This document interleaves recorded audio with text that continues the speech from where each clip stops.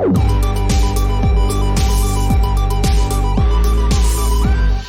is the Refuge Project. Welcome to the Refuge Project. The Refuge Project is a place that we can have meaningful conversation in a safe place.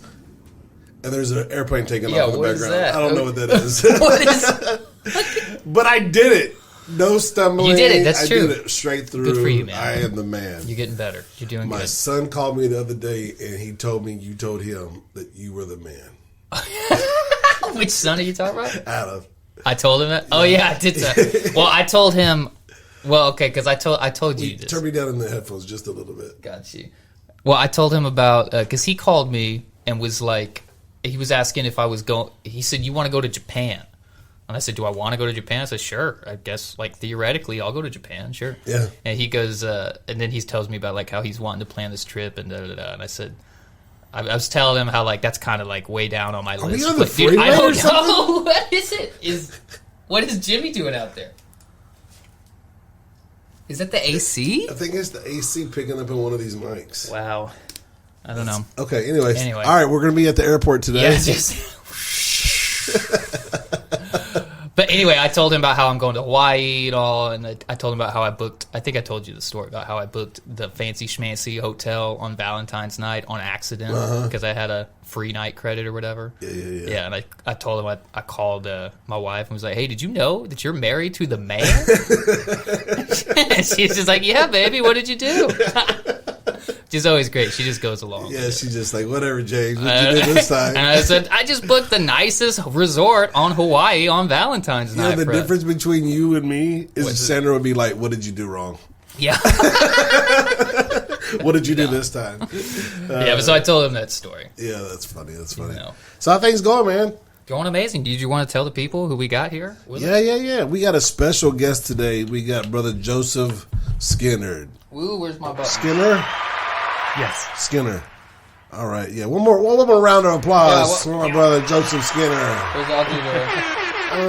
do All the thing. that was kind of fun, the little fader effect. We I asked Brother Joseph to come in here because we're going to be talking about a little bit what's going on in Israel. Yeah. And he's got some studies that he's done. He's been going through some of the stuff as he's teaching on Sunday mornings in Sunday school.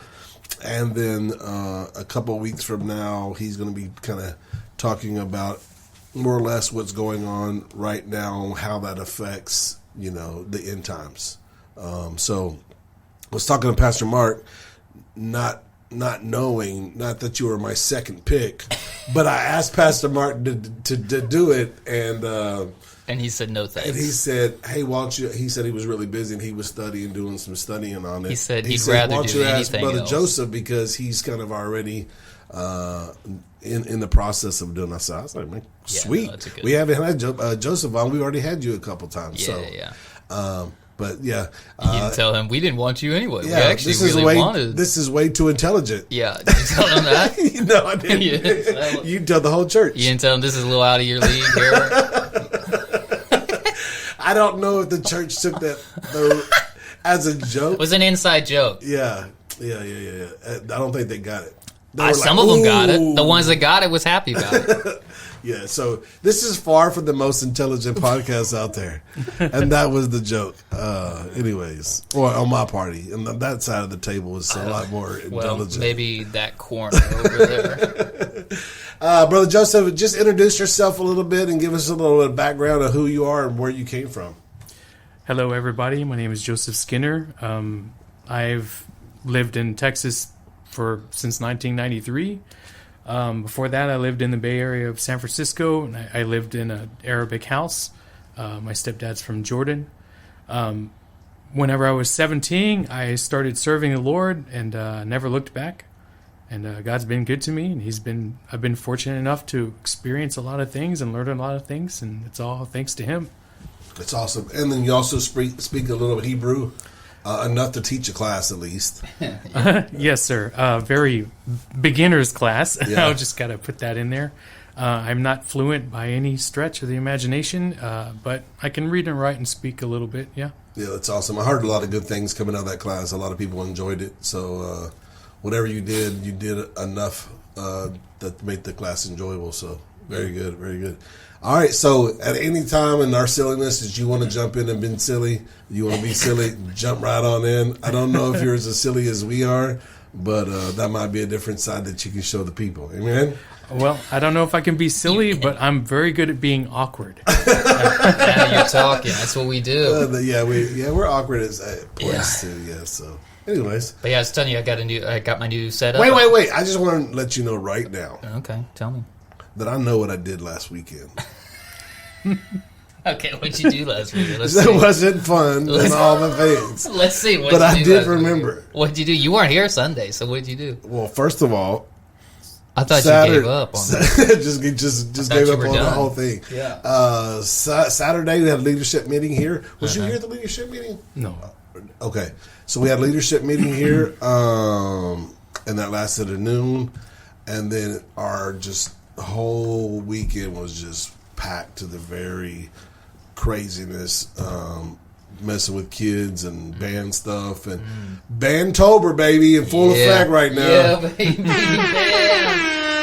Shout out to Luke. He made Area. He's made whatever UIL Yeah. stuff and all the things. What an interested parent. They don't even know what they're I mean, called. I show up and they Yeah. got ones, whatever that means. That's good. One is the best. That's the best score, yeah. So hey, I'm down like James Brown. Yeah.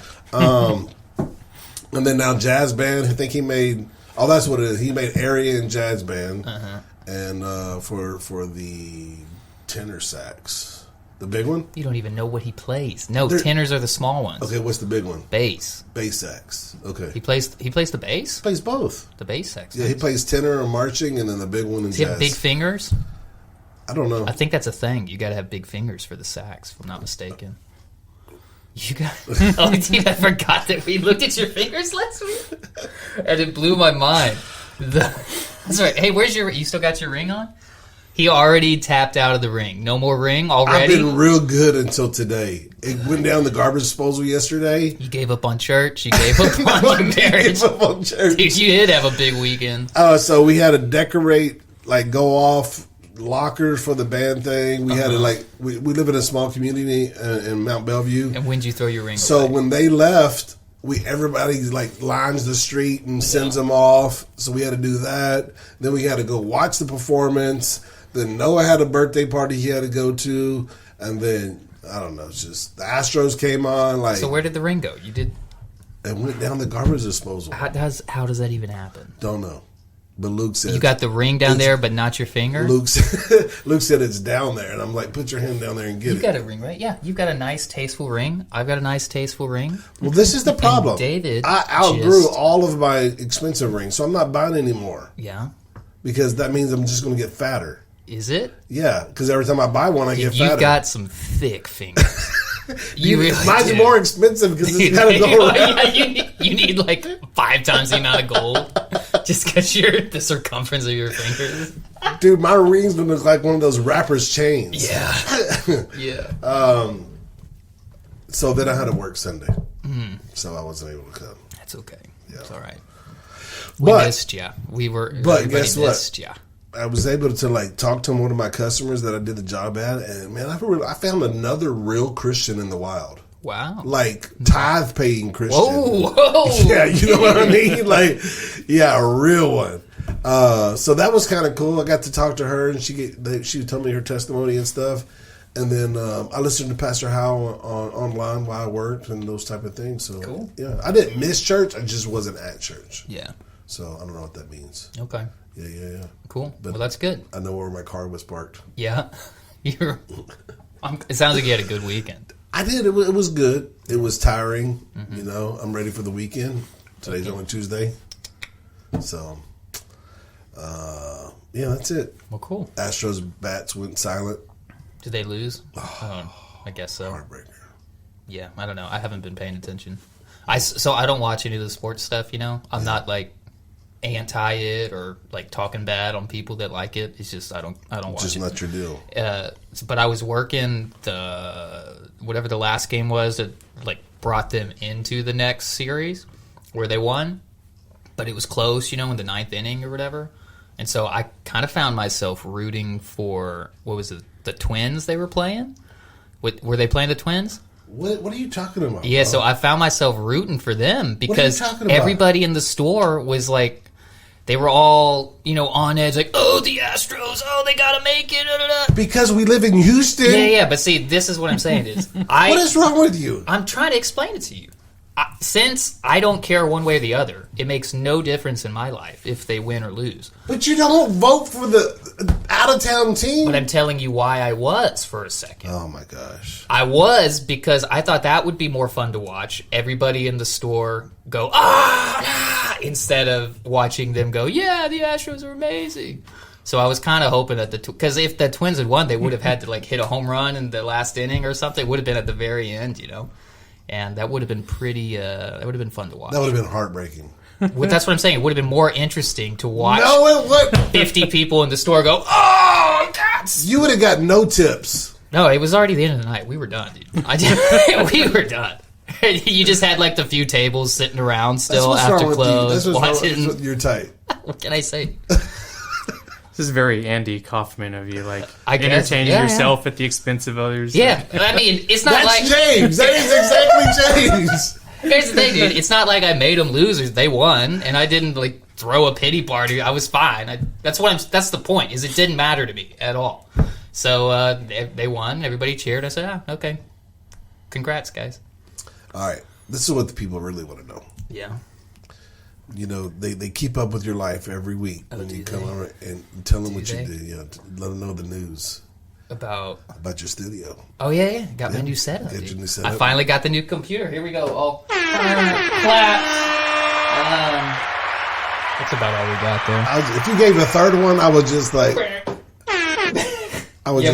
the next one is we have one of this guy. I was like, we don't want that. I was about to give you one of those won't because you only gave my brother 2, and then you put 3 buttons for yourself. You got to keep stepping it up. You got to get there. No, so I pulled the trigger. I got the whole. I told you about the new credit card and all that stuff. That's my master plan. Yeah, you told us last week. I don't remember if I said it on there. If I just told you. Yeah, I don't know. You talked about it though. Yeah, but. You got me a we as Elam Church and David Hatley Incorporated.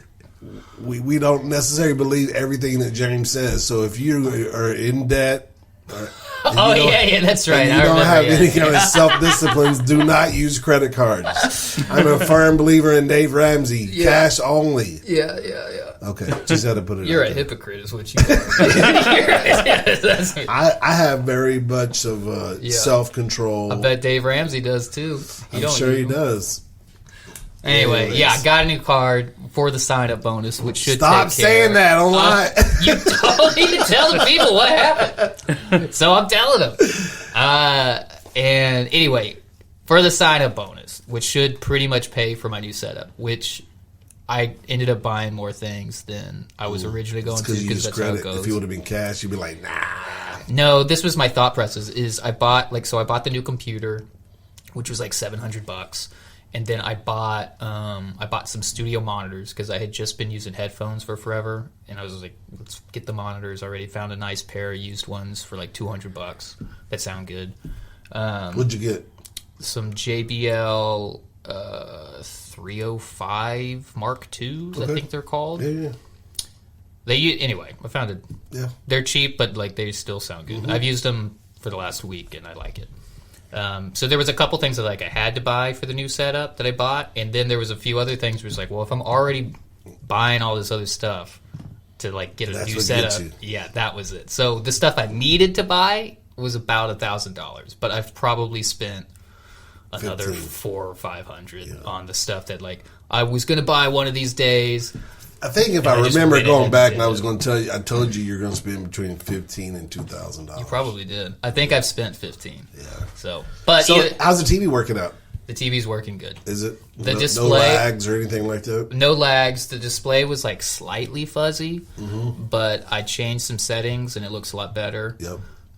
So it's going to be fine. It's it's this big.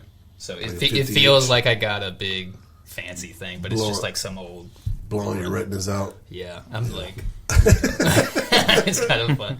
But so I have two rooms that I use for stuff. One of them's the computer control room, you'd call it. It's got the laptop and it's got the speakers, and then I keep like synths and anything you plug in there. And then the room right next door is like the live room, which is that's where I keep the drums. If we've got guitar amps or something, we throw them in there and all. So the one with the computer, I've got all set up. I totally rearranged everything. Got a new desk, all this stuff, and it looks nice and it's working and it's cool. But the room right next door, I haven't finished setting that one up, so it's a wreck right now. It's just stuff all over the floor. And So do you name your rooms? no, I just call it the studio. Like room sound? You know, Yeah, Studio A, Yes, Studio B. yeah. No, not quite that. They're not that legit. So if you know anybody that needs some music recorded, holla at your boy. Well, it depends. Are they good or are they going to... No trash. No trash. No trash. There's always... Dude, there's always like some local rappers like, yo, bro, you make beats? Throw me on that track. No. That's that. I'm finna blow up, bro. That's that closet rapper stuff. Yeah. Stay in the closet. they come in, dude, and they're just... Yo. Yeah. I'm Lil something. Little doozy on the track, about to blow it up. Turn it up in the headphones. Up. Turn me up, yo. The whole rap is about how they're fitting to do 16 something. bars of turn me up. Yeah. About to blow up. Hey, that's my people, man. That's cool. That's my people. Good people. Good Yeah, people. They are good people. I don't necessarily need them in my house. Wasting all my time, though. That's all I want to say. Send your demos to James. Yeah, don't want to hear no trash.com. Yeah. James don't want to hear. I need to make that. I need to make a new email that's like specifically for bands I help out. It's called James Don't Want to Hear Your Trash at Gmail. That's a good idea. I like that. Right now, I just use my Eucalyptian email for everything. Yeah. So yeah, I need to make that. James Don't Want to Hear Your Trash. I like that. That's a great idea. Oh, hey, I just remembered something. And if you haven't checked this out, I haven't checked it out either. But I think we'll just play the trailer to it. Okay, it's called The Blind. Anybody out there in the Robinson family friends from Duck Dynasty? Remember that show, Duck Dynasty? Oh, I remember the show. The guy with all the beards. Well, they just did a movie about the dad, and it's called The Blind. And it's his story of him being just a reckless drug and alcohol addicted man, beating his wife and his kids, to getting saved and blowing up Duck Dynasty. When you say movie, you mean like in theaters? In theaters right now. Oh, Yeah, like a called movie. The Blind. Okay, So go ahead. let's listen to it. Hear these rare stories. Well, how the impossible happened. Miss Kate Caraway. Phil, Well, Promise to love. and be with you forever. this is one of those stories. Based on a true story of Phil Robertson. You can do just about anything you set your mind to, Phil Robertson. But it's the drink. He becomes the devil's side. You know that ain't your brother. I ain't bringing a preaching man around here. I heard you might be needing one. We're fine. I don't think we are, Phil. I ain't the problem. You're the problem. Get out. At some point in our lives, we are all going to feel desperately alone. And we realize that we ain't never alone. Someday, you're gonna have to fight for your marriage. When things get tough,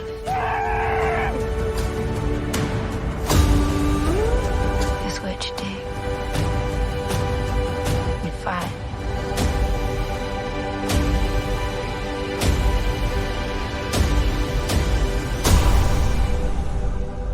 You must be one of Kay's friends. I know Phil ain't got no good-looking friends. It's my sister. Well, no, I was just being friendly. Why don't you be friendly in that direction over there? Yeah, okay.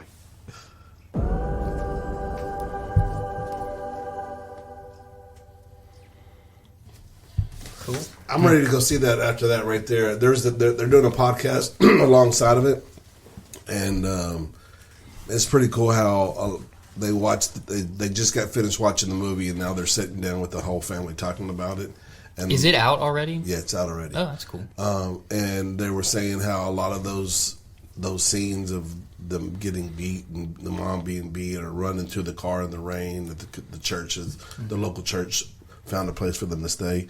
How they pushed those thoughts and emotions and stuff down and to never to really think about them again because it was such a made a mark on their life and you know, just a really sad place in their life. And then for the movie to come out and to bring those emotions back up, and it was just pretty cool to hear them talk about it and stuff. So if you have a chance, get out and watch it. This is one of those films that we need to support. You know, they're a Christian family. They have their own church, and they're really. If you listen to Phil right now, you can't hear him say anything. If you ask him a question, he's going to show you a verse in the Bible about his whatever question you ask him. If you ask him something about duck hunting, he's going to go back to, you know, whatever about what God says about eating, whatever, you know. So he's sold out for the Lord, and so is the family, and I think it's going to be one of those. Did they produce this themselves? Is that what it said? I think Jason was like the kind of the head, like yes or no type deal. Like 80% of the movie was like true stories. Then of course they had to embellish some things, and he was the one that was just like, yeah, too far. You know, we're not doing that type of stuff. Mm. But you know, well, I meant like more of like paying for it and like I don't know all that kind of stuff. I'm not for sure about that. Because it said something production, so I don't remember what it said, but yeah, I'm not too for sure. But like they didn't just go hire some, like pitch it to some Hollywood something and have them do it, or did they just kind of do it? Because I mean, they got money, they could do it. Yeah, they could do it. I'm not too for sure. It looked good. Yeah, it looked good. It did. So it looked like somebody had something. They knew what they were doing. They did it. So yeah, I'm not too for sure. But yeah, it started in theaters. It says September 28th. Yeah, so, that's out. Yeah. I'm gonna go watch it. Maybe. You know me. What was the only movie I go watch? You're gonna go watch the new Fast and Furious. You're gonna watch Fast 15 or whatever. Fast 25. Look, I'm in it, man. They're gonna be driving cars around the planet. Right? So it's just like, they're gonna be on Mars in the next one. They're gonna take a SpaceX ship to Mars, right? And they're gonna be racing on Titan or whatever. Elon. Yeah, that's what he. And Vin Diesel's gonna be like 70 years old. He's gonna be like, family is important no matter what planet you're on. And he's just, yeah. The Rock's gonna be skydiving. No, The Rock's already had his heart attack because he stayed on the juice too long. Yeah. Okay. Well, he'll be coming back because they're gonna offer some money, and he's gonna come back from the dead somehow. Oh. I've already got it. Anyway, that sounds like a good movie. I'd watch it. Yep. Yeah. We should produce it. I'll produce it, dude. Come at me, guys. I'll hook you guys up. It'll be the best one yet. Yep. So go out and man, we go out and watch all this other trash like Fast and the Furious, man. So at least I do. I'm committed, man. You know, same. I'm committed to Christ. I'm in all the way. Is that it? I started fast. Let's take a second there. David's committed to watching the Fast and Furious series, just like he's committed to Christ. That means that one of those, either you're way too committed to the Fast and Furious, or you're not nearly committed enough to Christ. I'm way too committed to Fast and Furious. That's what it is. Because I should have gave up on, Fast 3. Yeah. You know what I mean? Because that's not the last good one. You still waiting for him to come back? Yeah, I just can't get enough of, Vin Diesel. We'll leave it at that. Go ahead. Oh, man. I don't know. I got problems. You got problems. I got issues. You got issues. I mean, it is what it is. You like Fast and Furious too much? Your fingers are so big you can't wear your wedding ring? You slip in on church, man? Oh, man. Hang on. Everybody bow their heads. Everybody bow their heads right now. Let me get Pastor I'm just going to recommit Pastor my Mark. I'm going to recommit my life right here live on air. Jeez, dude. No, you're doing good. I bet I don't feel like it now. You're doing good. You look good. I don't know if I've ever told you, you've got really good eyes. Thank you. You got nice blue eyes. A lot of people don't have nice blue eyes like that. Yeah, well, I appreciate that. Yep. You always are dressed well. Thank you. Yep. Except for, didn't you like, didn't you show up to church one time with like different shoes on different feet? Except when you do stuff like that. But you know, hey, everybody has those days. We were just talking about that on Saturday. But when you wear the same shoes, they nice. usually go with the outfit really nice. And they really complement your eyes. All right, let me just back up on that story. I put 2 different shoes on to see which one looked better with the outfit. And you said they both look good. I couldn't choose. So you just wore them both. And I forgot to go back and put the right one on. And this is the bad part about it was I was going on camera that day. So Sandra ran down to Walmart in early service to buy me a pair of Walmart shoes. Yeah. All white tennis shoes. All right tennis shoes with no logo on the side. Yeah, that's about. That's the style for your age. I should have just had my dad bring you a pair of shoes. The next guest is going to be over 50. Yeah. Yeah, I can't take this no more. Joseph came in here and David said, "How old are you?" And he said 42. And David said, "That's pretty close to me." And then immediately got all self-conscious about it. I didn't even have to say anything. That's my favorite, is when I just go into a room and I don't even have to make the joke at somebody. Just the fact that I'm there, they start making fun of themselves. I love that. We got to get there first. That's my favorite. Did I tell you about Tara and the canoe? Yes. I tell you about Yes. I didn't even say anything. She just kept going, yeah, the kayak, it's a canoe, whatever. And then would move on. The backwards, I said it backwards. But it was great. Yeah. Anyway, do you want to go to Culture Corner? Do we? We can. Yeah.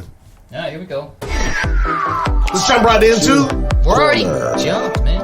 Can you feel the Already beat jumped? drop? Yeah. Sorry. I'm fitting to. Yo, turn me up. Turn me up. Hey, turn that bit. I'm about to. I'm fitting to. Here's my Little story. Jeezy over here. They call me Little J on the track. What you got for us today? I got us, so it's October. Okay. Ooh. It's the weather's turning. Oh, I thought it was going to be like a No, it creepy wasn't story. scary, but it's... Have you seen that house down here on Queens? It's got every skeleton that's ever died in Pasadena in it. No, that sounds cool, though. Yeah, it's kind of scary and creepy. Anyways, go ahead. What What you got? Here's the title. Minnesota teacher grows 2,749-pound pumpkin, squashing the competition Squashing? and setting a world record. So the biggest... 2,000 who? 2,749 pounds. Wow. Here's That's the, like a you wanna see the Ford photo? Fiesta. So where'd it go? It's look at this bump. No, it's warped. It's It's- caving under its own weight. Yeah, they're huge. Look at that guy. It's a new world record Why does it look like that? because it's 2,749 pounds. Looks like Frosty the Snowman and It's melting. when the sun came out. Yeah, well, it's that's a lot of weight for a pumpkin. Yeah. Do you think a pumpkin like that tastes good? I don't know if they taste good or not. I Or don't know would it what be they like do an with old them. goat. It's the probably equivalent? not good. Yeah. Like, how long does it take to do that? Because Well, I think you only get I don't know what. There's rules to this. So this is the guy's third time entering this contest. I it's don't definitely remember got growth what it's hormones in called. that thing, right? For sure. I think there's rules. So you can most people grow them inside. They can't break. So if your gourd or whatever it is you're growing doesn't stay it together, squashes? if it squashes or cracks or whatever, then it doesn't count. It's disqualified. So there's a bunch of rules. I don't know what they all are, but this is his third year in a row winning this contest, and this year he just set a new world record. And So you got to get it to the event without it squashing. yeah, you can't. Okay. Yeah, so if you've ever seen photos or videos of this, they fill up their whole pickup truck, with a squash or with a whatever it is. The only time I've ever seen like this was on Curious George with the man with the big yellow hat. They Nope. grew one. They was trying to get it to the I was market. like, nope, hats aren't the same thing. We're not. But he grew something. Okay, got it. Yeah. Same thing. Yeah. It's the same thing. Anyway, he and apparently this was so he calls this pumpkin Michael Jordan. Okay. because you got to name when it's a new world record. You got to name it. So he called it Michael Jordan. I could have came up with something way better than that. He said that he had a different pumpkin that he just was sure was going to be the pumpkin. But it ended up splitting at some point, and so it was disqualified. So he has multiple of these big pumpkins. Yeah. You can't put all your pumpkins in one I was basket. trying to figure out a fun way to say it. But What do these things? All your Pumpkins gourds. These in are one gourds, yeah, right? these are gourds. Yeah. All your gourds in one Bucket. pickup truck. Or I don't know. So Greenhouse. yeah. So he but so this one that ended up winning and setting a new world record, he had already written off like early on. He said like that one's not gonna be big enough, but it did end up. Not only was it big enough, it was the biggest. The biggest ever. So there's something for you. Yeah, he got $30,000 So, for winning. whoa. Time's out. 30 grand. Time's out. Times. Not even just one time. No, all the times. Okay, tell us about it. We have Y'all talking? starving people in America, Yeah. and this dude's getting $30,000 for a blob. Yeah, well, it's the biggest one. I don't care. They probably eat Can it. you feed that to the homeless? Yeah, they probably do afterwards. It's a lot of No. pie. It's a lot. Yeah, you know how much pumpkin pie you can make? Yeah, enough to give the homeless diabetes. Yeah. That's a generous amount. that's a lot. That's a nice guy right there. This is what's wrong with America. This is truly what's wrong with America. Well- we reward people for growing 2,000-pound gourds, It was almost 3,000. It was 2,700. 3,000-pound gourds. Yeah. That's like It's a a Ford. contest. That's a Ford Mustang. I don't even know. Yes, I'm telling you, That's how much a Ford Mustang weighs? about 3,000 pounds. Yeah, That's nice. that's a lot. That's a lot. But you pay him $30,000 to farm? Yeah, he won. Well, he's a farmer. Yeah, he's the best. You should get paid if you're the best. Honestly, 30 grand is pretty light. He had to grow this thing. Pretty light? That's pretty light. Yeah. See the puns? I don't know how long you grow it, but it's not in a week. I don't know. He's got to put a lot of time and effort into it. We got all of our priorities all. It said it was in the wrong growing basket. at a rate of 43 pounds per day. Wow. Wow, that's faster than me growing out of wedding rings. Barely. You covered out a pound. Wait, if it's 43 pounds a day, does that mean that you can physically see the growth? I guess so, right? Like if you sat there on your porch and watched this Let's pumpkin, do some math. could you see Okay, it you go ahead. physically grow? That's what I was doing. If it was what did we say, 2749 divided by, what did I just say, 43? 43. So that's almost 64 days. Okay, so that's only a couple months. Dang! So that's like So you gotta see it growing, right? So that's like- it's like that's like 15 grand a month he got paid. That's good. That's not bad. That's if he wins, which Yeah. I'm sure there was a lot of people with like 2,000-pound pumpkins that didn't win. I bet you the runner-up got something. Maybe. Yeah, See- he probably got something. See, this is where. But it's probably like the winner got 30 grand, the runner-up got like 15. This is the problem right here. You probably ask him like how much did it cost, and he's probably going to tell you like $100,000. Yeah. He's gonna. Yeah. I spent $100,000 growing this $30,000. The fertilizer and pumpkin. All the growth hormones and everything. Yeah. I don't think they can use hormones, but he can definitely use fertilizer. It's like taking steroids or something in football. Like, you know what I mean? Horse poop, Yeah. You can use horse poop if you'd like. bull poop. Yeah. There's probably a combination of poop that yields the best fertilizer. That's probably true. the formula, There probably there's is. poo formula. Probably is. 70, 30, 20. Yeah. You ever seen those people don't that think are that like adds up to those 100. hippie people that are like, yeah, we use a composting toilet and this and that. And they're like, yeah, we have a garden, and they just like dump their feces on the garden, and I didn't know human feces was good for anything. yeah, it's good for. It's just like any animal feces. You put it on the ground, it's going to help stuff grow. Well, it's like they have those, what do you call those? If you live out in the country, you have that certain type of system that you use, like underground, what do they call those tanks? A well? No, that's fresh water, the poo water. Oh, the septic? Septics, right? And Yeah. then they have those leaching lines. You can see like all the green in the yard from where the leaching Yeah. lines are. Yeah. Yes, you're right. Yeah. Yeah. That's where you grow your pumpkin. That's where you do it. Right? Yeah. But do people use septic to grow like edible plants? I don't Because think septic so. also has chemicals in it. I don't know if I Yeah. would trust a I wouldn't use septic pumpkin. But these hippie people, there's basically a bucket under your toilet, and then you take the bucket out and Yeah. just dump it in the yard. That's why there's not a lot of hippies. Yeah. They just keep dying off. Yeah. It's funny because you'll see, if you've ever seen any of these houses that are like, what you call it? You know, they run on solar, like everything's Like green greenhouses? energy.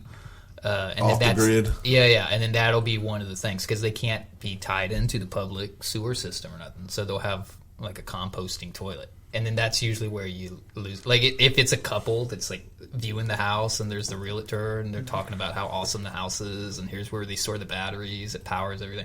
And then they get to the toilet and then the girl's like, I'm out. I don't know. They're always like, I don't know. Where's the handle? You telling me a couple times a week I got to carry this bucket of the family poop out? I don't know. I'm a gagger. They're like, I don't know. I'm a gagger. I don't know if I could handle that. Yeah. Have you seen the YouTube shorts of those guys going out and cleaning out the septic tanks? No. And they get this That ain't on my algorithm. this crust buster. That's He not says mine. we got to get the crust buster out and make a poop smoothie. Yeah. That's what he said? Really? That stir it all up so they can suck it out. Oh, Anyways, we digress. You just ran back so quick? Yeah, I didn't want to get too far. You didn't want to keep going? Title of this episode's Poop smoothie. Yeah. David makes a poop smoothie. Anyway, David's gone. He's out. He's gone. Come back. We got to talk about Israel. Oh man, Playing the song while you recover. I feel like How I about that? backslid right there. You did. That's good. We got a song for you. What is this song? This is "Lovely Lord" by Scott Brenner. Oh, lovely Lord, you cause my broken heart to mend again and again.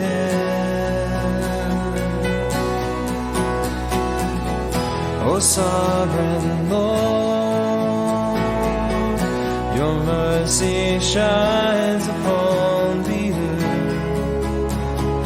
nevermore to end.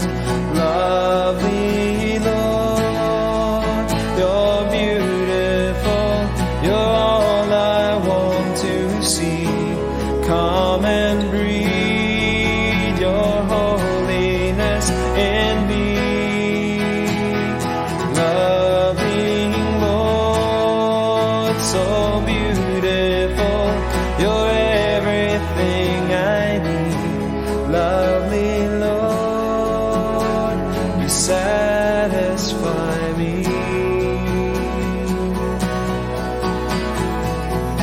Oh, lovely Lord, you bring refreshing to my soul again and again.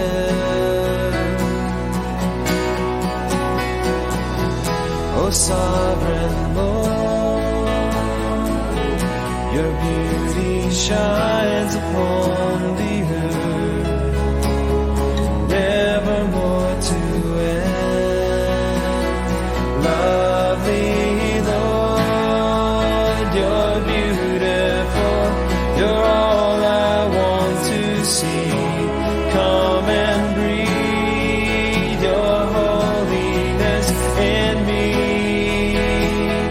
Loving Lord, so beautiful, you're everything I need. Lovely Lord, you satisfy me. Scott Brenner, "Lovely Lord." It's a nice little intimate song for you and the Lord to jam out to. What's interesting is all these Scott Brenner songs on YouTube are from what language would this be? It's Korean. I've listened to this guy for a while, and then when I found him on YouTube, I found out that his music ministry is in South Korea. Oh, okay. That blew me away. Yeah, because he's so American as far as his music. You know what I mean? He doesn't have like. Anyways, yeah, just thought that like all of his songs were that way. I'm probably going to get a virus now for. They South Korea. They also have a lot of Korean worship, and I mean, I don't know much Korean, but it sounds pretty good. Yeah. So how many languages do you speak?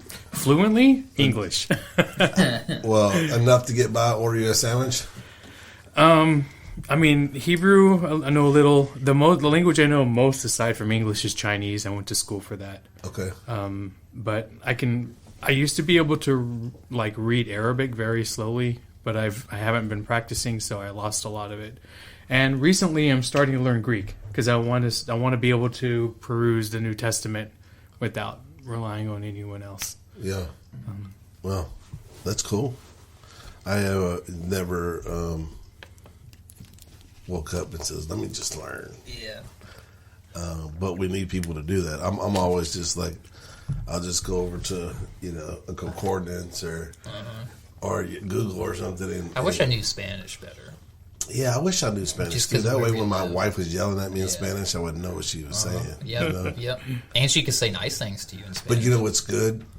When she does it, it kind of turns me on. Yeah. So if I knew what she was really saying, Oh I gosh. probably wouldn't like it no more.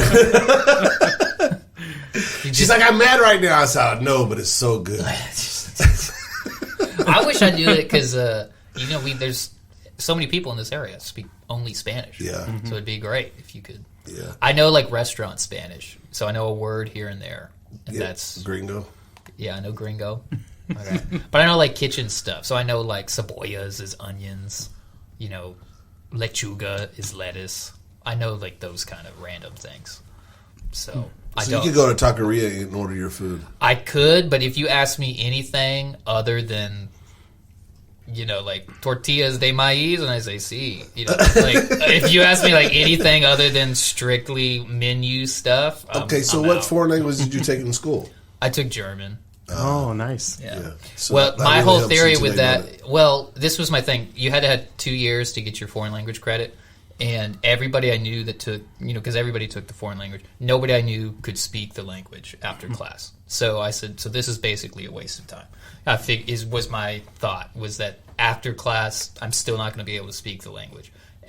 Pretty much everybody was like, if you took Spanish 2 years and you really wanted to speak Spanish, you had to take it in college too for another few years. Those were the only people that could actually speak Spanish afterwards. And so we could do Spanish, French, or German. And so Spanish made the most sense, but all those people in school were actually doing a lot of work. That was, out of the three choices, that was the one that seemed to be like the most work intensive. Mm-hmm. And then French was supposed to be really complicated, and I don't know, it just wasn't interesting. But German, there was 2 German teachers, and they were both super weird and super cool. And my older brother had taken German, and everybody I knew that took German, most of them were just weird kids taking, because who takes German? But the classes they were all like having fun. Like all my friends taking Spanish were like, "Oh man, I got all this work for Spanish. Spanish is so tough." Da, da, da. And the kids in German were like, "We're having parties and we're like hanging out, having fun, and we're laughing and stuff." And I was like, if I'm not going to really learn the language, which class I take, I might as well take the fun one that's less work and everybody seems to enjoy. So I took German. Did you obtain any of it? I mean, I could tell. I know a few. Like, ich heiße James. My name is James. I can tell you the numbers. 1, 2, 3, 4, 5, 6, 7, 8, 9, 10, 11, 12. Like, I can count to like 20. After that, I gotta think really hard. Because the way they say their numbers is they don't say 22. They would say 2 and 20. So you gotta say zwei and, how do you say? Zwanzig is 20. So you say zwei und zwanzig. And then you'd say 23. Drei und Wahnsinn, You vier und get Wahnsinn. in the 2000s. I bet Dude, you yeah, that's it's like, crazy. the whole sentence. Once you get up to like over 100, it's a lot. Yeah, their language, they just like smush a bunch of words together. Yeah. So you get a lot of words that are, 15, 20 letters long. That are just these huge things. But Wow. so no, I don't know really any German, but I know a couple words. What foreign language did you take? I took Chinese. Chinese. Yeah. But I think how many classes you take of a language depends on your major. Yeah. So history majors, we had to take at least up to the 2000s. What was your major? Well, this was high school, the foreign language, okay. but in college I did audio engineering. So, Oh. yeah. Luke's taking his foreign language is actually coding. That's a foreign language? Yeah, That would have been cool to take. I would have liked to take coding yeah. because I don't know any coding. That's going to be his major in college too. So it's Yeah, so- that wasn't even an option. That's a Yeah. rip-off. I got chipped. Yeah. I think that counts as a science. I'm not And sure it's like- if yeah, they it's have a- a language probably. requirement, so that might work out. Yeah. I guess it depends on the school, though. Yeah. I don't know. Yeah, that was kind of cool though. Luke says that band should be considered a foreign language because you're having to learn Music. how to read the music. Yeah.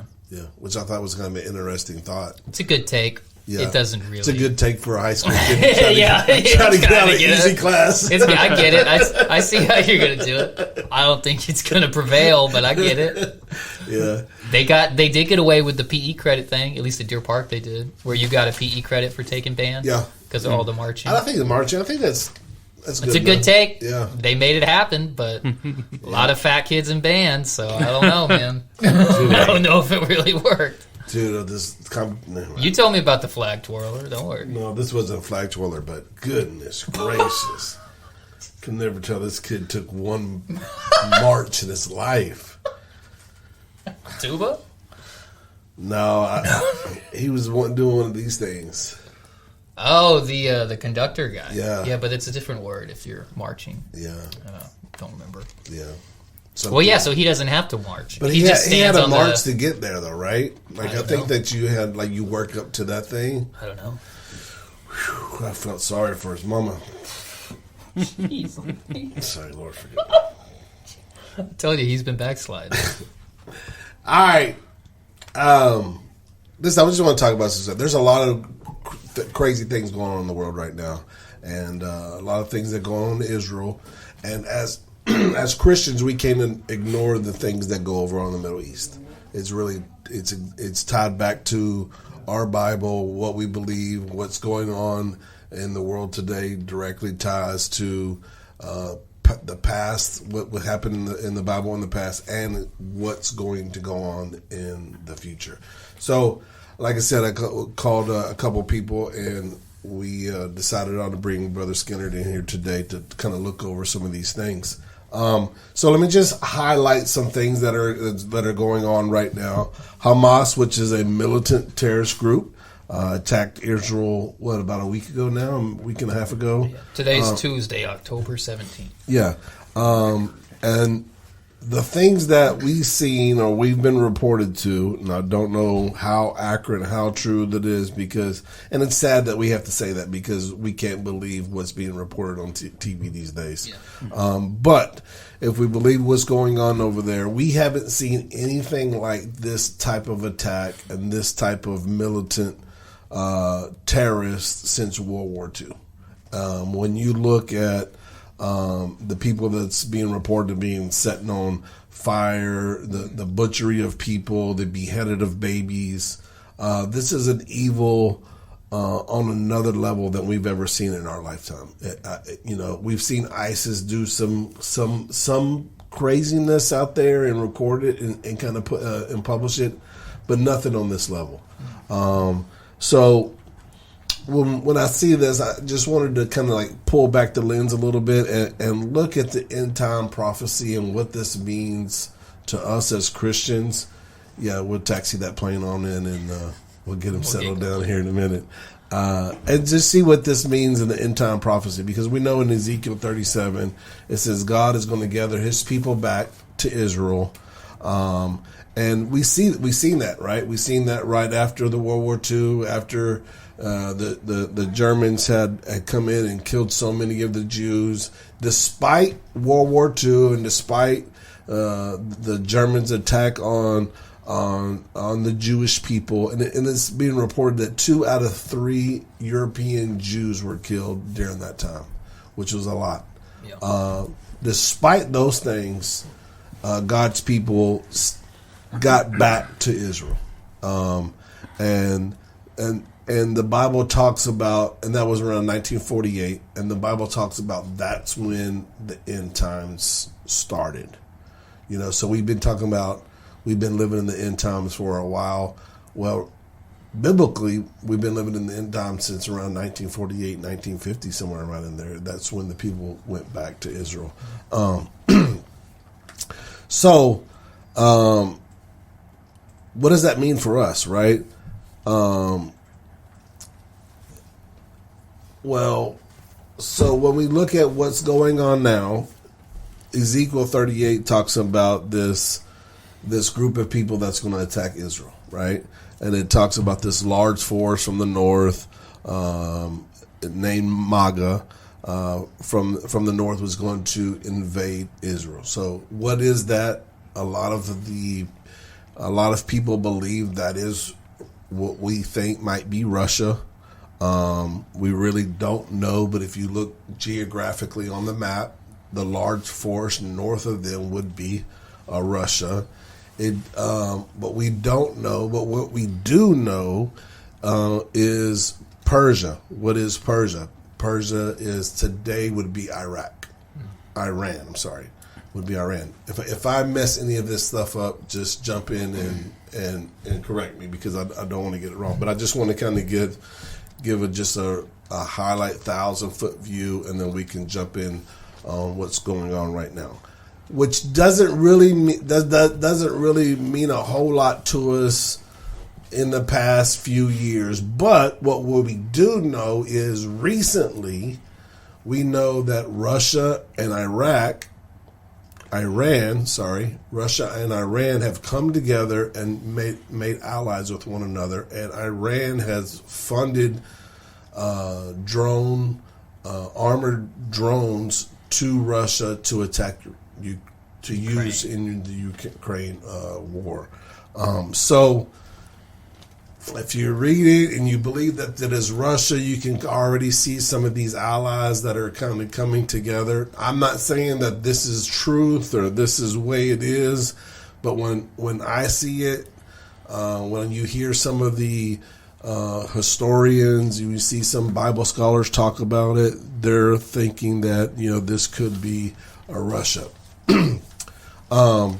So Iran's producing these drones, sending them there, so there's the allies.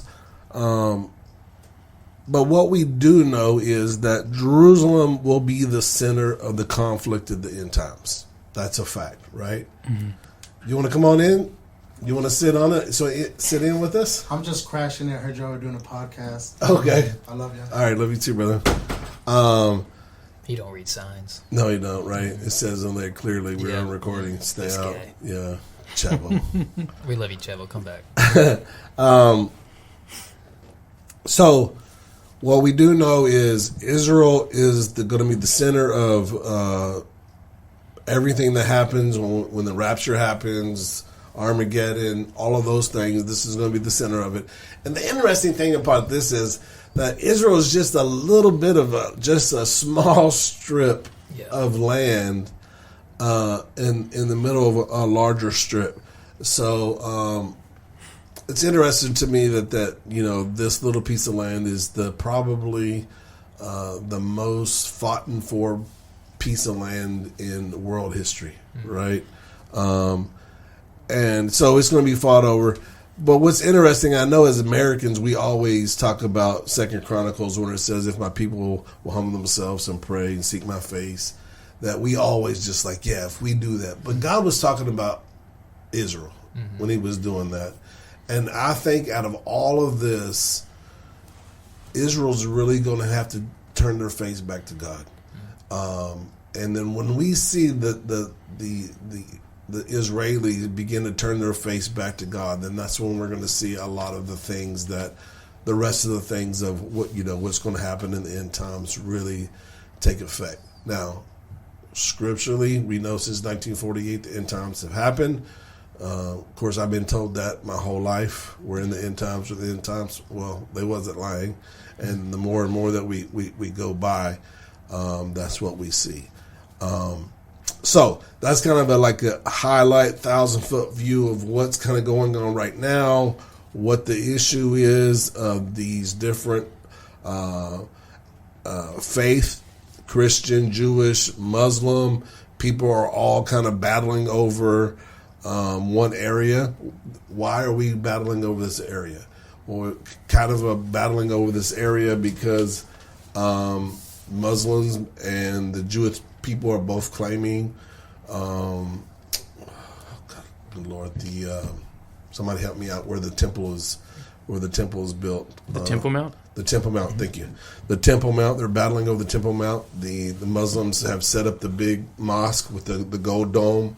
And then there's a flat piece of rock where basically, which is, I think this is the coolest part. The flat piece of rock there is where all three religions can agree that's where Isaac was going to sacrifice his son, which is kind of interesting that all three of those can come together and agree on that one thing. So that's the area we're battling for. The other thing that I'm interested in, and then I'm gonna kind of turn it over and get your thoughts, Brother Joseph, is Israel is in control of that land, but they've seceded, or I don't know if that's the right word, but they're giving the Muslims the right to go into that mosque that's set up. Like, the Jewish people are not even allowed to go there, but they're in control of the land. So I thought that was kind of an interesting piece there.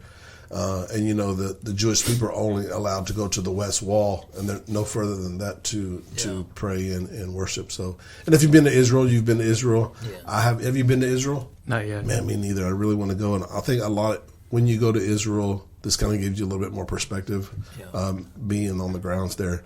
But from everything that I said, what some of the things that you jumps right off the page that you would think that'd be important for us to know about what's going on right now?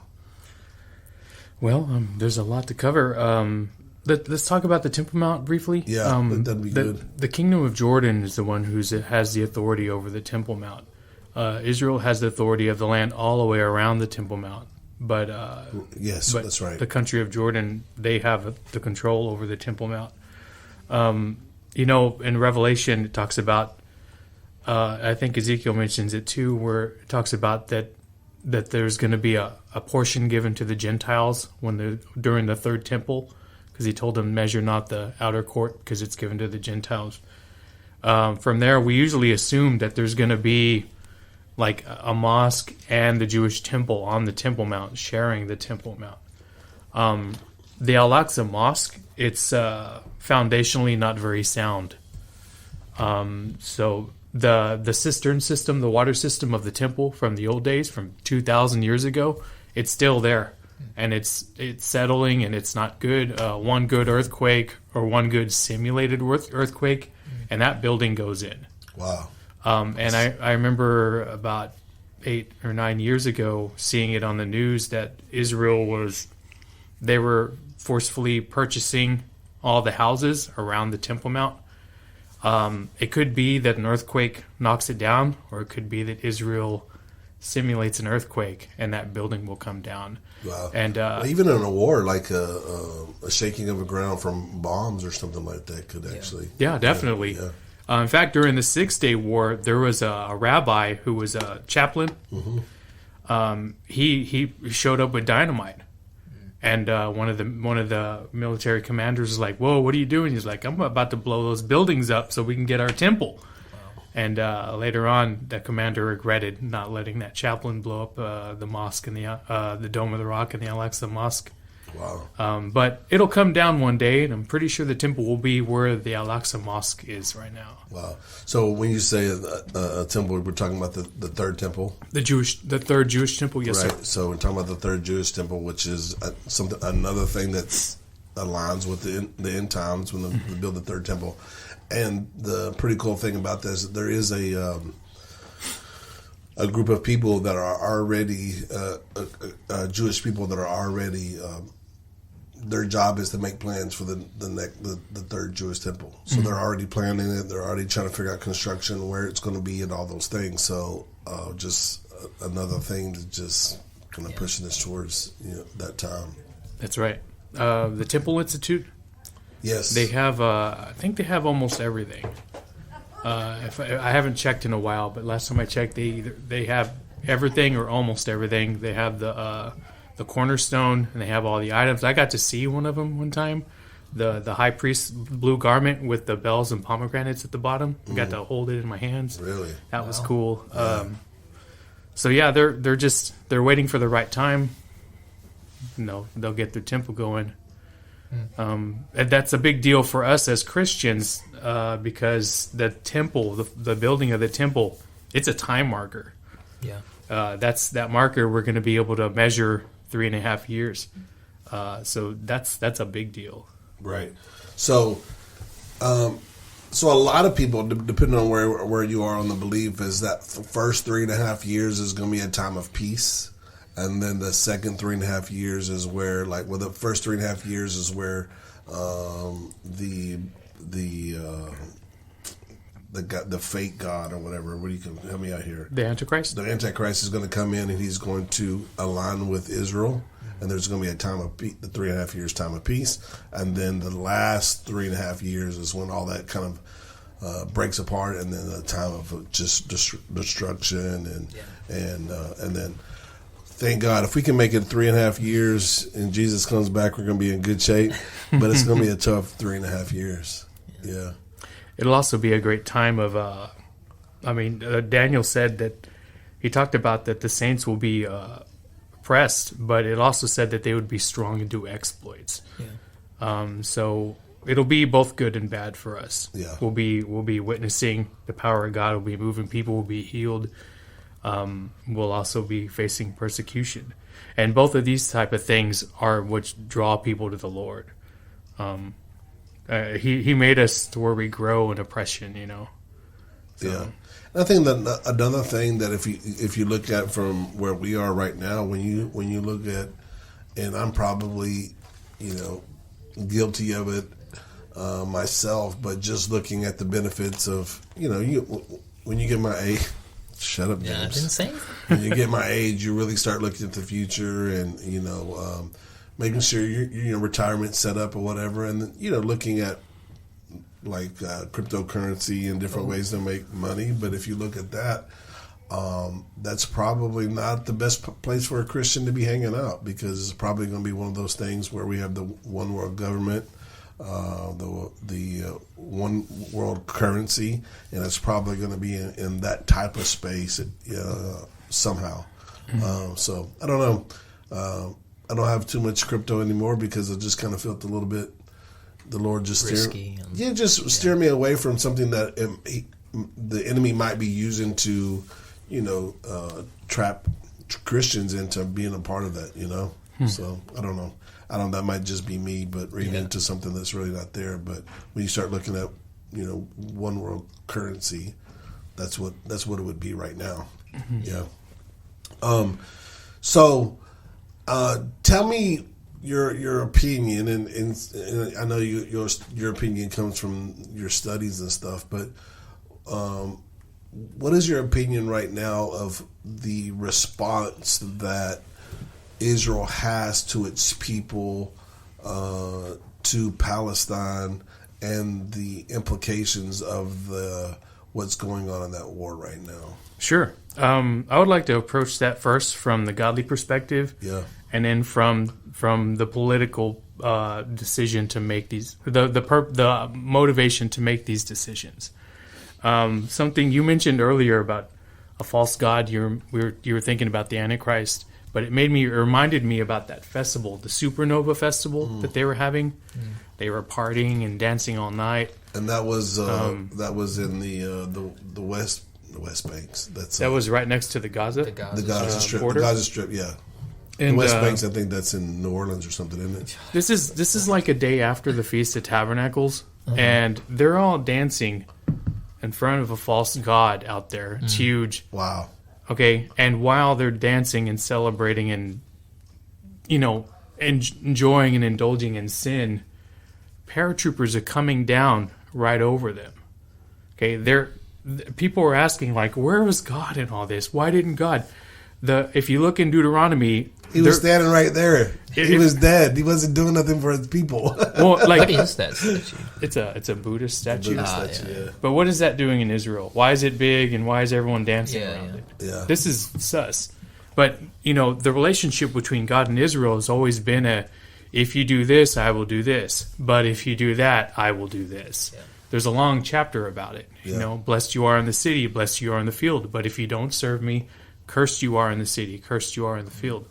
It talks about handing them over to their enemies. They're dancing in front of false idols. I'm not saying that God punished them. I have a personal policy that unless God tells me, hey, Joseph, I'm punishing them, Right. I don't assume it. But it's quite possible, because right in the middle of them dancing around a statue, destruction comes right on top of them. To me, it just seems... It seems like they're...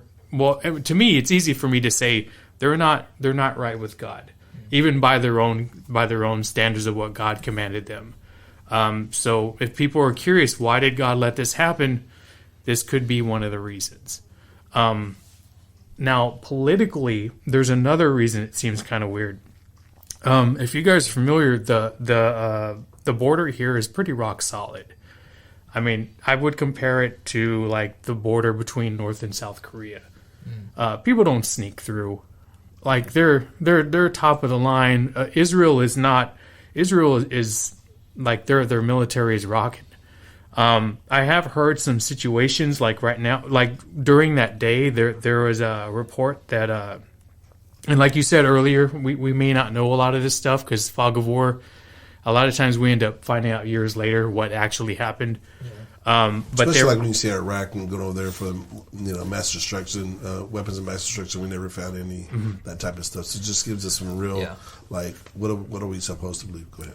That one was a little different because the reason why we knew they had weapons of mass destruction is because we had the inventory of what we gave them, so that they could fight Iran like years before. Right. So that's why he was saying that. He was looking at the list that his dad gave Saddam way back in the day. Yeah. Or he was just trying to keep the. Never mind. So. But okay. But this, like, were you going to talk about motivation, like false motivation to go to Iraq? Yeah. Okay. Yeah. All right. So this right here I've been hearing something about this, that this could be a thing. How could these backwards, bumpkin, unequipped, unfinancial people successfully invade a country like Israel? That has supposedly they have the most the best intelligence in the world. They have the when you start talking about the paragliders coming in, they have the best air force in the world, and you get attacked and you didn't know it, and through the air.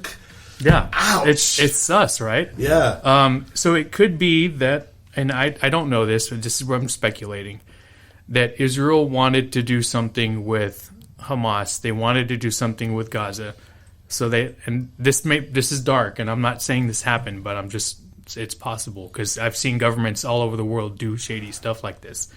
They let Hamas attack so that they can do what they want to do later. So, okay. So saying that, do you know the phrase mowing of the fields in that area?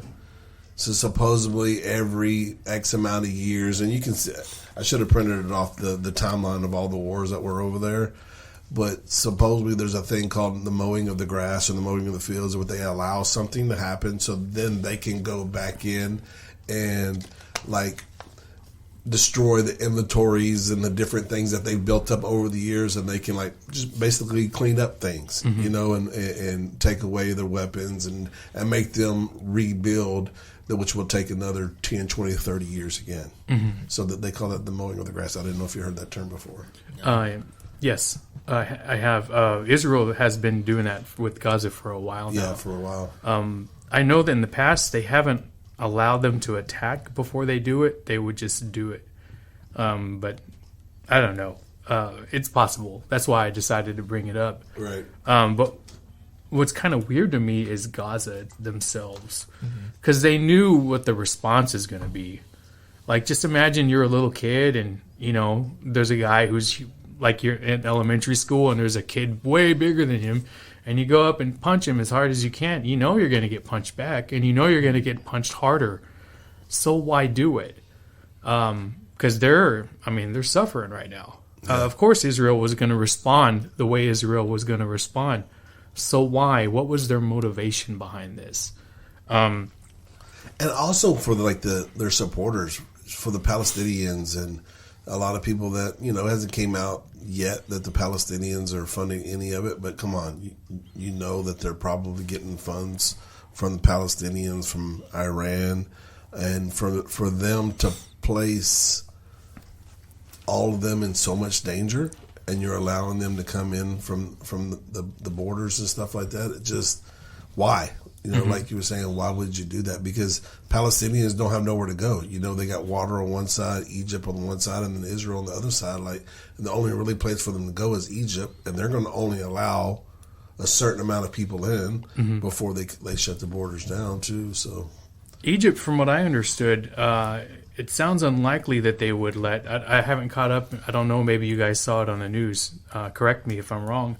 And I don't think that they would let refugees come into their country. I know when it first happened, they were letting 2,000 in a day, which is not a lot when you consider the millions of people are there. Yeah. But I don't know how long that lasted either. That might have only been lasted for a couple of days. I haven't heard the report since the first few days on that. I figured it wouldn't be in Egypt's best interest to allow that. Hamas is ties with the Muslim Brotherhood, which is a genuine problem in Egypt. So with letting refugees in, they're also letting sleeper cells in, right? Which we've been doing. That's that's one of the problems with the open borders in Mexico. Now we're finding out that a lot of these sleeper cells in America were let in from the Mexican border. So that's the same thing that would be happening in those type of things. You know, what was I going to think? I got so many places I could go, and we don't have enough time to hit all of them. Can I direct us somewhere? Yeah, for sure. Let's do it. So when I was bringing up the issue of Hamas, there's a couple of financial motivations. Saudi Arabia is currently working up a deal with Israel, and it's called the Saudi Arabia-Israel Security and Economic Alliance. It's going to be like good trading and relations and stuff. I know a lot of people think that Arabs hate Israel, but it's more accurate that most Palestinians hate Israel. Like Jordan has good relations with Israel, Egypt has good relations, and Saudi Arabia, they're forming a deal. This deal leaves Iran out, and Iran and Hamas, they're buddies. Yeah. So if Iran is left out of this deal, then it means that Iran's voice in the Islamic world is undercut. It's brought down. This could be one of the motivations for Hamas to do this, that something needs to happen now before that decision is made. And then there's another big one called the India-Middle East Economic Corridor. Before you go there, go ahead. Do you think gives them more motivation to align with Russia? Since their other alliances are kind of backing away from them? Yes, and actually, let me mention this corridor because Russia and Iran have a similar setup. Okay. They're going to be building a railway and a telecommunications system from India, Israel, Saudi Arabia. Give me that title again. What did you call it? The India-Middle East Economic Corridor. Okay. So this is going to be a big financial gain. The United States is also part of this. Iran is not part of this. They're cut out. But Iran and Russia have something like this. But I think that being left out, it's putting them in a financial situation enough to possibly pressure Hamas to make an attack. So these could be one of the motivations for this. Yeah. So it really seems like most of the world right now is kind of squeezing the neck of Iran. Mm-hmm. What motivational purpose was it for us to release all that money for so-called, releasing Americans or whatever, to allow them to be able to free up to maybe support Hamas to do what they did? If we were to purely follow the money and not anything else, to me, it's kind of weird that we would finance Israel's enemies and Israel at the same time. Mm-hmm. As soon as this stuff happened, people noticed that congressmen started buying stock in military stock, like weapon production. What do they call that? Insider trading. Well, not insider trading, but they talk about the military-industrial complex. Yep, mm-hmm.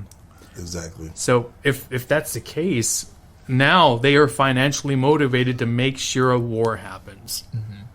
And to me, that means that we shouldn't be trusting him. We should not have any involvement. Israel doesn't need our help. Right. We support them morally, but they don't need us actually going in boots in. They're fully capable of handling it themselves. And if they handle it quickly, and Iran and Russia don't get involved, it'll be over quickly, and we'll all be moving on. And the nature of Hamas will be different. So what is and I don't know if you even know this, but what is the reason that we're sending special forces over there to give humanitarian help right now? Is that just another way to sneak special forces in the country, or are they really trying to get those 25 Americans out of, from being hostage or whatever they supposedly have? Well, truth be told, we get American hostages all the time all over the world. We don't always take this head-on aggressive stance to rescue our own people from other countries. We only care when it financially benefits the people who are buying stock in war. Let me just say it like that. Yeah. And if it's the hot button issue at the moment. That's right. It's the current thing. Yeah. Ukraine is no longer on the lips of everyone. Now it's this. It's like when they got, what's her name, that woman basketball player from Russia or whatever. Mm-hmm. Yeah. Because that's what everybody's talking about. Tim Kennedy, you know who Tim Kennedy is? He was a ex-Navy SEAL, UFC fighter. Now he has this. Now has his program where he goes into these countries and gives them help. But he's trying to save these American hostages all over the world through his nonprofit. But he doesn't get any help from the state side. They're just letting him sit there. And he has some pretty interesting takes. But I don't want to repeat a lot of the stuff that he said. But I think that it's interesting when you have everything that you need. And I don't want to I'm not a big conspiracy theory guy. I'm really not. But when you have everything you need, boots on the ground, America's not having to pay for a lot of this stuff, but you don't have the support from the State Department. It makes me think like what is really going on? Mm-hmm. Because all these groups need is America to sign off on it, and then that pushes the battle line back because now America's signed off on it. They have the support, so most people is not going to want to fight that war. Mm-hmm. A lot of it is watch what this hand is doing. Why really what they want to produce is over here going on underground while we're all watching the shiny stuff. Mm-hmm.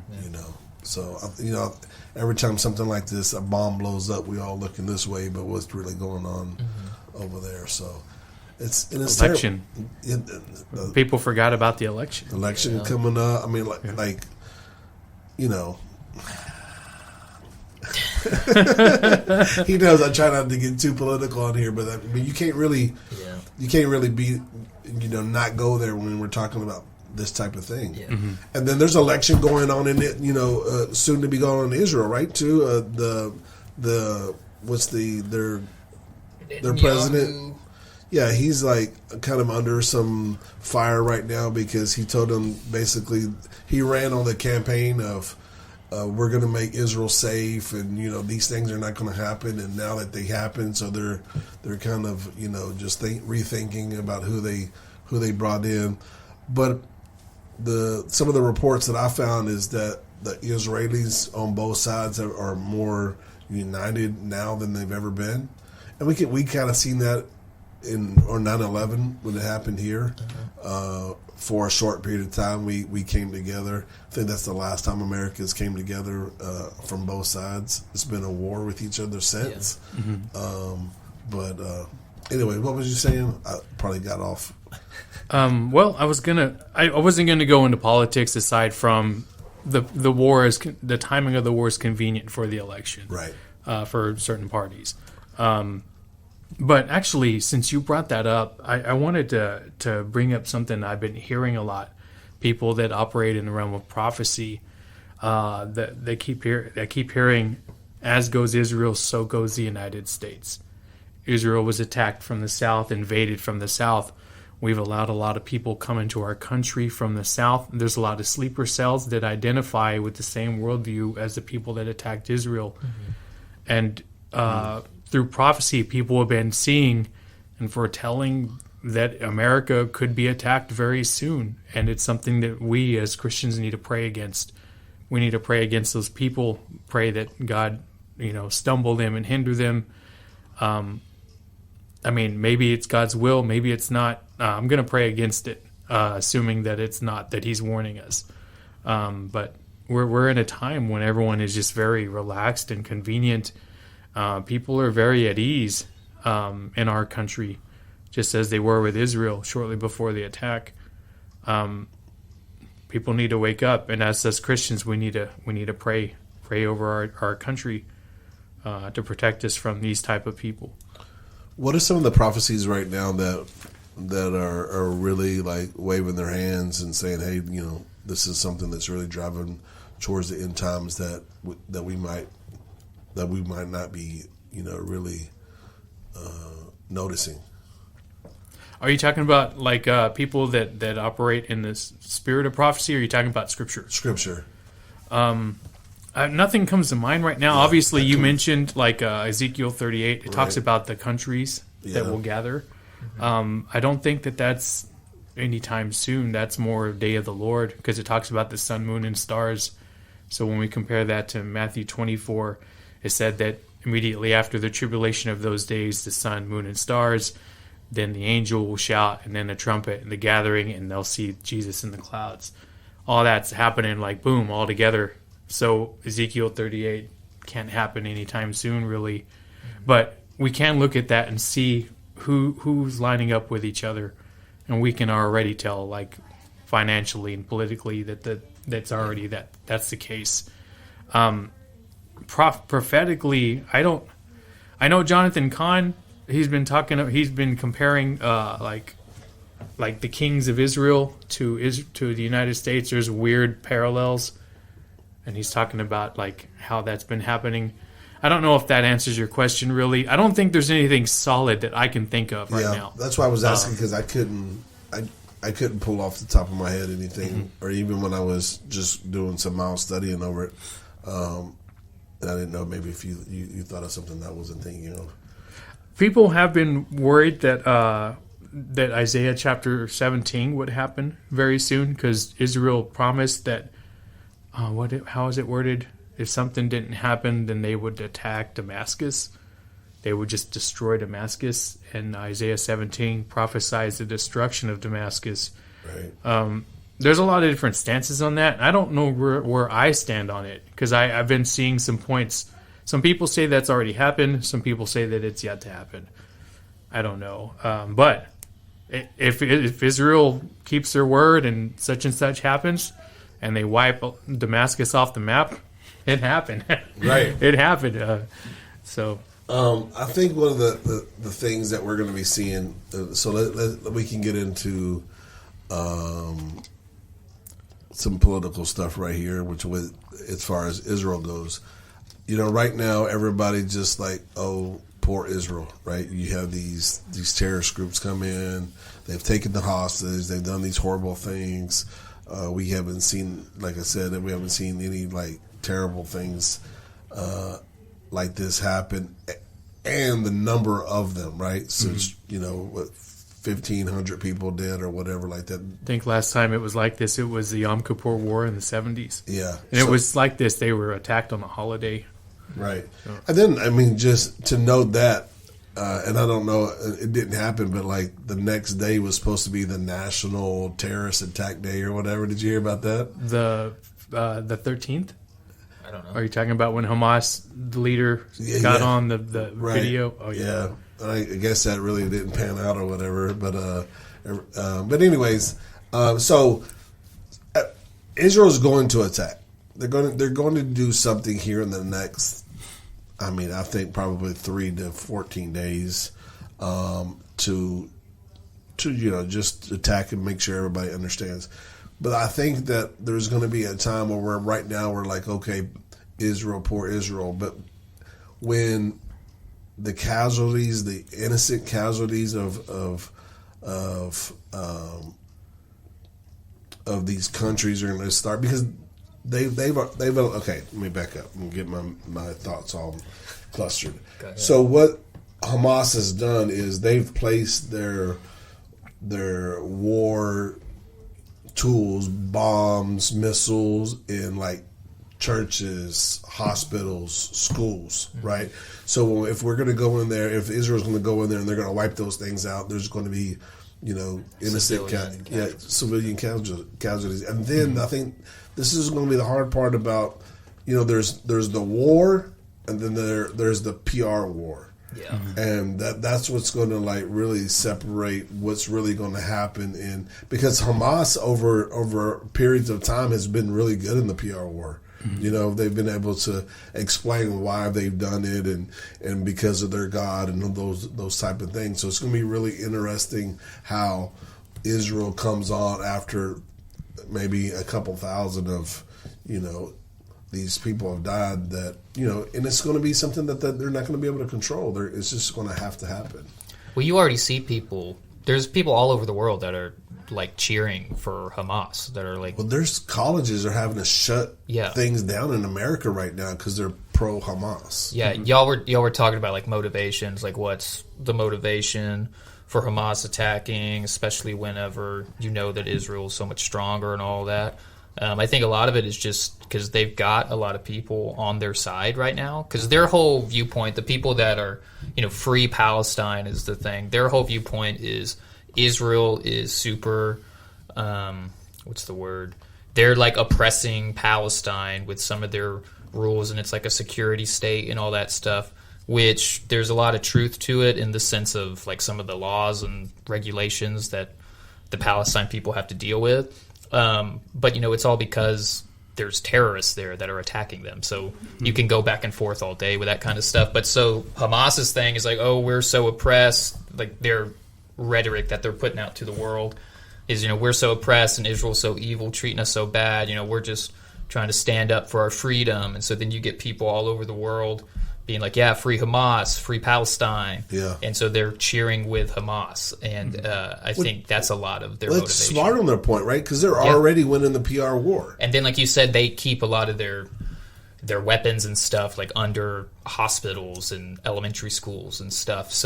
And I've also heard reports of, so Israel, put out a thing being like, hey, we're going to attack. So any got people in Gaza, you need to go away because we're going to blow some stuff up in retaliation. I've heard reports of people saying that Hamas has been like taking those messages down, like not letting the people hear that Israel's saying, hey, civilians, you need to go because we're about to retaliate. Yeah. And so the whole thing is just like making the world think that Israel is this evil, oppressive thing and get the sympathy of the world, which they're getting a lot of, which is very interesting when you look at it. And then, of course, you've got all the people that are like super pro-Israel that are, kind of blindly Israel no matter what. But the Hamas is definitely getting a lot of... It's very weird, the amount of support that they're getting by the rhetoric that they're putting out. Yeah, throughout history, Israel's like sent people to, they call it roof knocking, to knock on the roofs to say, hey, listen, we're about to bomb this area because we know there's missiles underneath it or whatever, and just warning people. But at the end of the day, some of those people are aligned with Hamas, and they rather die within a spiritual war and, you know, go to heaven and have all the, you know, all the virgin women and all the things, then and then let Israel look bad for killing innocent people. But a lot of them aren't. A lot of them are just innocent people that Some of them Hamas are. is like willing to sacrifice so Yeah. they can say, look, Israel is so oppressive. They're killing our kids at the elementary school trying to attack us. You got to support us. And that's what I was talking about. Like there's the war and there's the PR war, and Israel, I think, has to be out in front of this, and they should be out in front of it right now because Hamas is already out in front of it. They're already saying, "Look at poor us. Yeah. They're going to kill us," and they just did the most horrific thing in years. You know? Yeah, but it's crazy because they're like in their, what you call it, like their manifesto or whatever you would call it, is just them saying like, hey, we think that Jews should be eradicated from the earth in more or less world. And Their original charter said that. That's their thing. It didn't say Israelis or Zionists. It said Jews. Jews, yeah. So when you're like, they attacked all these Jews, it's crazy, and people are like trying to give them all these political motivations. Like, no, they said like from the beginning that like we want to kill all the Jews. Yeah. You know, that's what we're saying. So let's talk about that a little bit because you have a little bit of an Arab background growing up with a stepfather, I think you said. So was that a Muslim background or was it just Arab? I'll answer that, but let me just address Hamas real quick. Okay. I don't think that they're winning the PR war as much as they did in the past. I found that this has actually drawn a strange line, and it's forced people to reveal themselves in ways like there were a lot of students who were doing pro Palestinian marches, and Harvard blacklisted them. Right. And so they're backpedaling. They've been doxxed. Black Lives Matter took a pro-Israeli or pro-Palestinian stance, and that the was whole weird. Democratic Party cut them off. So the PR, they're not winning the PR the way they used to. The only people that are still pro-Palestinian were the ones that were always going to be pro-Palestinian. So it's actually working out better, and people are starting to take off their mask and show how wicked they are by their stance in this situation. So in the PR way, things seem good, in my opinion. But about your question about... Better than history showed. Yeah, better than back in the day. People are starting to see. Yeah. So, a background, my mother married a man from Jordan. I'm going to tie this into what we're talking about. That's why I'm asking. Go ahead. Okay, so you want to know like what Arabs typically think. I've talked to a lot of them from all over, and I get a lot of different viewpoints. I've even talked to an elderly Palestinian man from Bethlehem who says that if there's a Palestinian state, he fully intends to stay in Israel because he can already tell. This has a lot to do with Gaza, by the way, because people never talk about the government there and how life functions in Gaza. Gaza rivals North Korea for atrocities. So It's a very oppressive, horrible government. So let's talk about Gaza just for a second, Yes. the way it's structured, right? So Gaza is a strip of land next to Israel that Israel owns, but allows them to have their own structure of what do you call it? Their own policies. Is that true? Gaza is kind of like a country that's not a country. They're their own. They take care of themselves. Israel does provide things for them, So that like water, which they're not electricity getting and now. stuff. Yeah. But I mean, they're pretty autonomous. And then, that they like basically open gates, like to a lot of those people work in Israel, and they come into Israel and then go back on a daily basis, kind of like checking in and out of from border to border. They do that. Yeah, that's what I heard. Anyways, go ahead. So like it depends on who you talk to. My stepdad was raised in a Catholic family. Okay. And they grew up in Amman. He was a fighter pilot. I got to see some pictures of him doing night flight simulators, and like King Hussein's right there watching. Super cool. like their family, they've been well off, and a few years back they had Queen Rania come visit them for a Christmas holiday, Christmas party. So Crazy. Is he still with your mom? no, Okay. no, he's not. He's on his own, but I'm close to him. I love the guy very much. That's awesome. He raised me like I was his. But the typical stance in Jordan, like typically the first knee-jerk reaction is not to like Israel. But Jordan, among Jordanians, first off, Jordan, like 70% of Jordanians are Palestinians. They had all flocked there after a war, which I don't think we have the time to cover. They had to leave Israel. So the Jordanians are a minority in their own country. My stepdad's family, they're genuine Jordanians. They've been there for a long time. Their family descends from Bedouins from that area. But there was a time when the PLO tried to overthrow King Hussein and set up a country, take over Jordan and turn it into a Palestinian country. And Israel helped them. Israel sent in planes and helped out Jordan. So the kingdom of Jordan wouldn't be here today if it wasn't for Israel. So there's a lot of mixed results there. There were a lot of Israeli government leaders who regret that because they realized in hindsight that if they had just let the PLO conquer Jordan, the Palestinians would have their country, and then we could just send them and be separate and not have to deal with stuff. Personally, I'm thankful. That's interesting. That's an interesting thought, though. Yeah, but I'm thankful that they did help Jordan. I like that country, and I don't have enough time, but I can show you in Daniel. Jordan plays a unique role in end-time prophecy. It's one of the few countries that doesn't bow to the 666 and all that stuff. So that's cool. Also, the King Abdullah, he's a Trekkie. Like, he started a theme park over there. So I mean, I gotta back the Trekkie guy, right? How come that doesn't surprise me with you? So, but if you typically ask Arabic people in Lebanon, you'll get mixed answers. Most of the time, they don't like Israel. Even the ones who don't agree with Hezbollah, that they hate Hezbollah, but they also don't like Israel either. Egyptians, you'll get mixed reviews, but most of the time, it's the same answer. So, if it's an Arabic country. If the people are from an Arabic country that have good relations with Israel, you'll get semi-mixed answers, but most of the time it still leans negatively. But if it's any other Arabic country, they just hate Israel straight up. Now, how much does the Muslim faith kind of round out those feelings and those answers? It's one of the biggest, in my opinion, it's one of the biggest motivators for the negative view. Arabs, like Arab Christians, are usually minorities in their own country.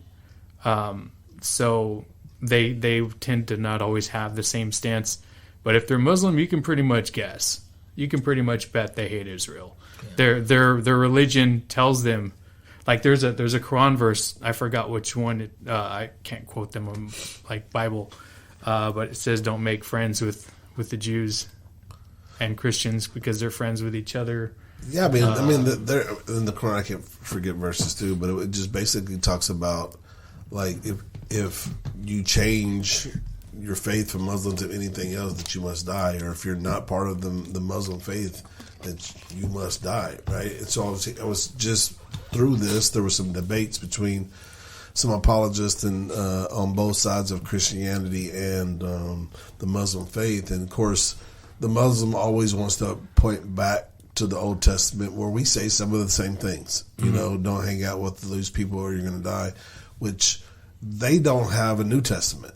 And I think that's the biggest, as far as, you know, killing people or whatever, or hope or whatever. They don't have the New Testament to say, okay, prophecy was fulfilled. Now, you know, Jesus gives you hope. So they can't say that. But they always want to point back to the Old Testament. Well, your God said this too. You know, your God is a God that kills people too. It's true. Yeah, it's true. And then if you don't understand the Bible, then you're going to go, so now what? Like, we're just like killing Muslims? No, we fortunately have the New Testament. Get the new law. Yeah. So The new covenant. the New Covenant. Where are we at, man? We're an hour and 40 minutes in. I think that's probably a good place to wrap it up. Do you have any last words or words that you want to leave with the people? Don't get caught up too much in the politics of Israel. The Bible says as Christians that we are to pray for the peace of Jerusalem. That's right. So we do that, but don't get swept up in the government there. They're as secular as can be. They're just another government. Yeah. There are allies, but at the same time, like as government allies, they also spy on us. We have killed them. They've killed us. I don't know if you're familiar with the ship before the 6 Day War. They blew one of our ships up. It's not black and white. They're not a holy people. They're just a people called by God that aren't answering the call. And we're to pray for them and reach out to them with the gospel like everyone else. Let's just keep praying for our country, because if we're not being prayerful, this stuff could happen to us too. And we'll just keep on spreading the gospel and serving the Lord. Well, very good. Well, next time that we have something like this, we're going to definitely bring you back in. I've enjoyed the conversation. Appreciate you guys. I think it's on time and a lot of things that we're dealing with right now, and we appreciate your study and your knowledge that you can bring in today. Thank you. All right, and we love you. This is the Refuge Project.